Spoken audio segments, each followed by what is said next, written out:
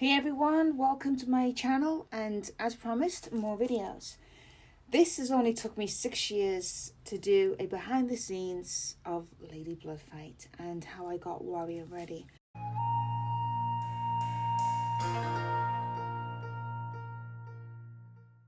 So we filmed this in 2015 in Hong Kong. It's now 2021, so better late than never.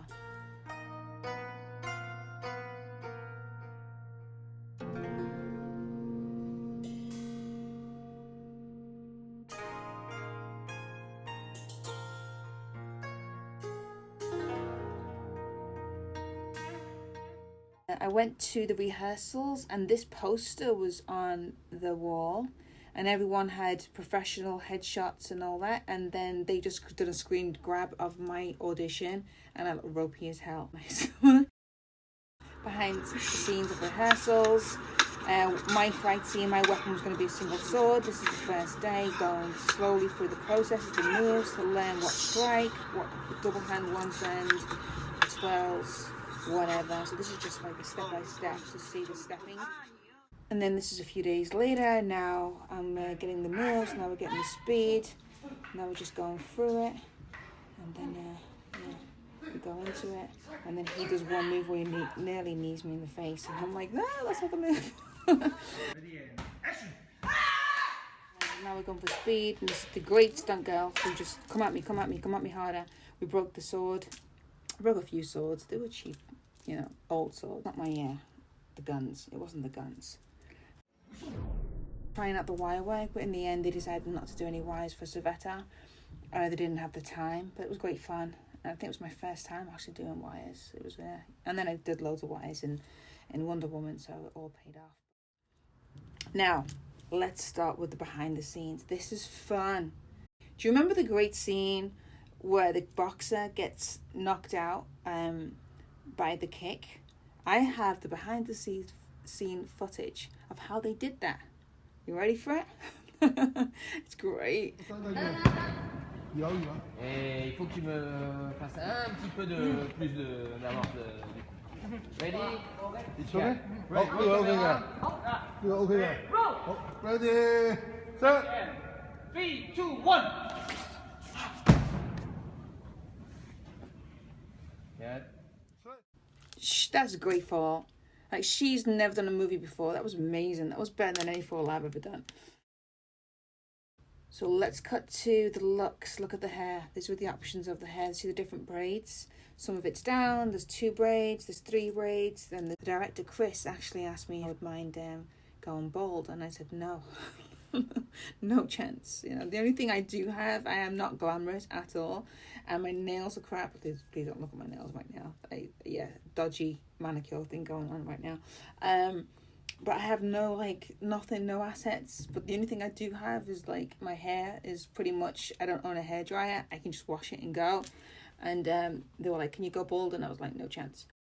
This is the first day on set. This is when the introduction of the Kumite and all the girls get together. That's with our DP. And there's me showing off my tattoos. Those tattoos were drawn on by pen, just like a normal marker every day.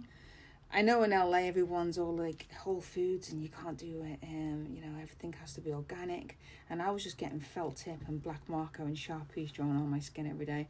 Probably poisoned myself, I have no idea, but yeah, I wasn't fussy. And there's my father's watch, which I never took off. So a funny story about that, but that's for another time. Is the SFX guy who came in just especially for Svietta with my mad scar and the eyes and the teeth. The contacts in the teeth. He was amazing. Q, he's done some amazing work in some great films. I will leave his link in the description of his Instagram for you to go and follow. He's fantastic and he's a great guy, and he used to bring me tom yum snacks, spicy snacks, low fat, so he's a friend for life. Look at his work. Look, there we go. Look at that scar. It was so cool. So I don't think anyone realized, but if you put a white contact over one of your eyes, 50% of your vision is gone. I used to speak to all the gals and my co-stars. Please do me a favour in the fight scenes, try to stay on this side, because this side I can't see anything. Once you put a white contact over your pupil, you can't see out of it. It's just like a big white blob, and that's it. So I used to say to everyone, if you go there, I'm just going to be like hitting you blind. So please stay there so we're both safe. Try to stay on that side of me. Obviously, when you're in the middle of a fight, you kind of forget, and accidents happen and stuff. But that was definitely an experience fighting these 3 scenes with only one eye. Here we are with the first fight scene with kickboxer. This is Natalia. So you say 1, 2, 3, yeah? You with the comedy, okay? What do you want? Set. Ready? And 3, 2, 1! Nat had no stunt experience at all, and she did these like repetitive hits against a container. She was fantastic, and she was great fun. Like, really wanted me to go for it and be more aggressive.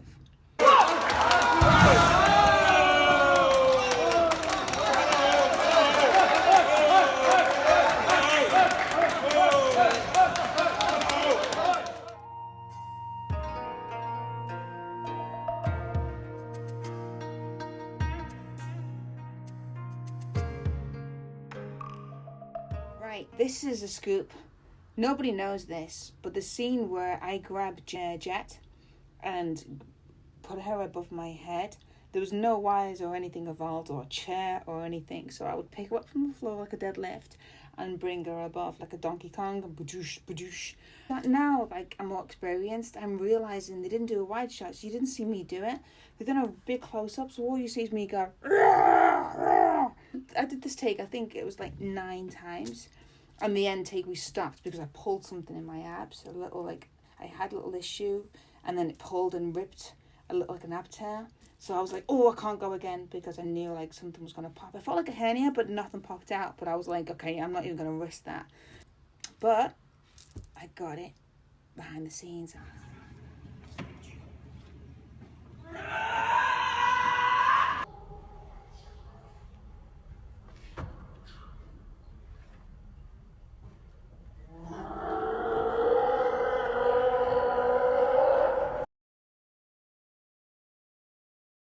Wanted me to come in and be a bit like with a sword. I wasn't feeling it, and then when we got there on the day, I said to the director, I was like, look, do I have to do the wushu style, because I feel like she's a Russian, ex-convict, and he was like, what do you want to do? I said, I just want to come in and like and just like dribble and just snarl and just hold my knife like I'm gonna just like machete. And he was like, great, go for it. Ready, and 3, 2, 1!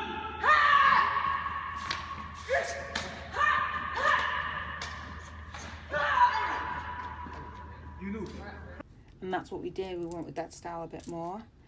And Ming was all for it. Ming, my little coordinator, he's watching me very closely there with the jacket on. And you can see here.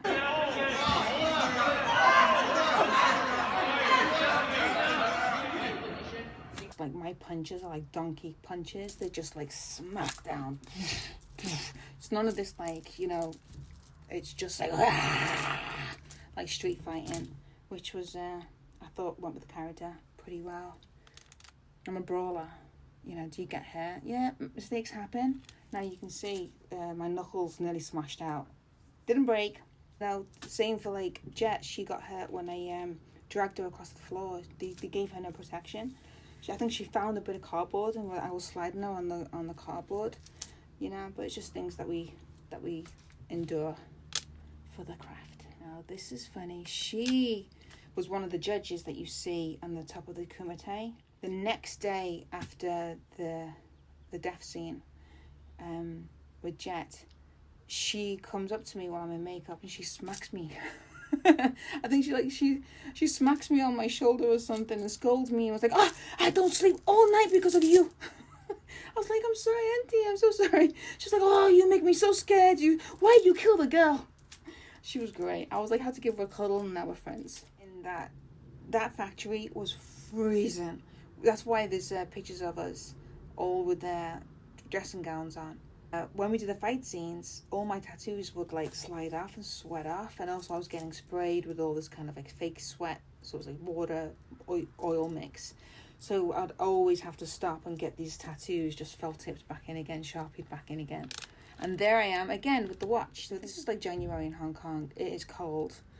It's not snowing, but it's definitely cold. And there was no hot water. My shower scene took like 2 to 3 hours.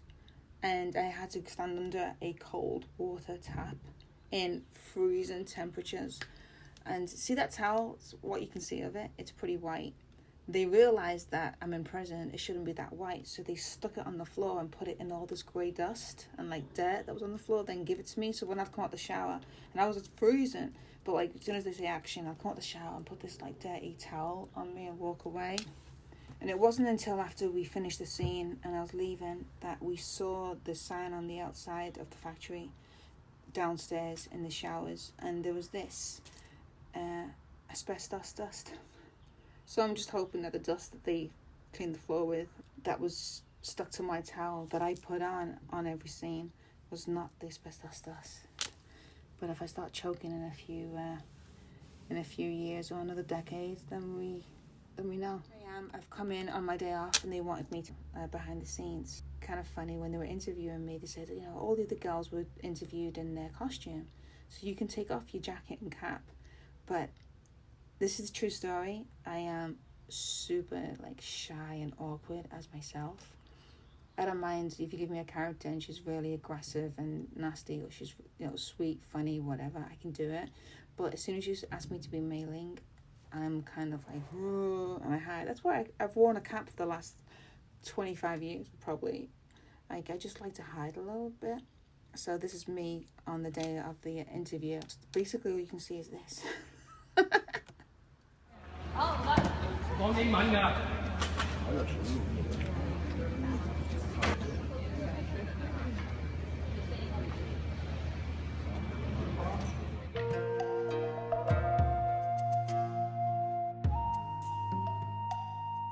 The last day of filming was mine and Amy's fight, and we still hadn't had the rehearsal for the fight.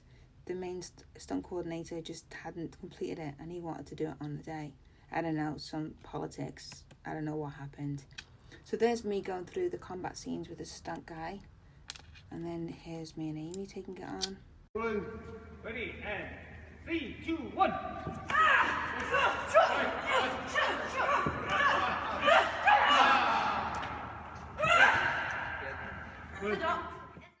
Now you can hear the wax. So Amy's the kind of person that can just look at a fight and just pick it up straight away. I need a bit of rehearsal, and we didn't have it. She was supposed to hit me like 8 times in a row, and I kept missing like one reaction, and it would mess up. And in the end, the pressure was so much. It was the last day, and everyone's tired now. So I just said to her, I said, look, Amy, just hit me. Like, you know, don't go full whack, but like hit me that way so I know to go that way. Hit me that way so I know to go that way. She said, I don't want to do that. And I was like, look, we've got no choice, and we're running out of time, and we're getting tired and stressed. Let's just go for it. And she was so professional. I mean, it sounds a lot more whack, but you know, our adrenaline's going, and it was good. And she's just the best. I'm a big fan of Amy. Ready, and 3, 2, 1. That's her, Cassie.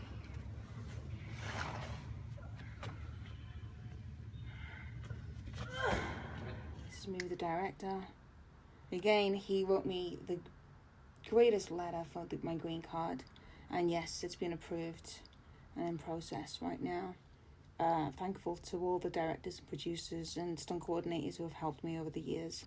Thank you so much, guys, for tuning in.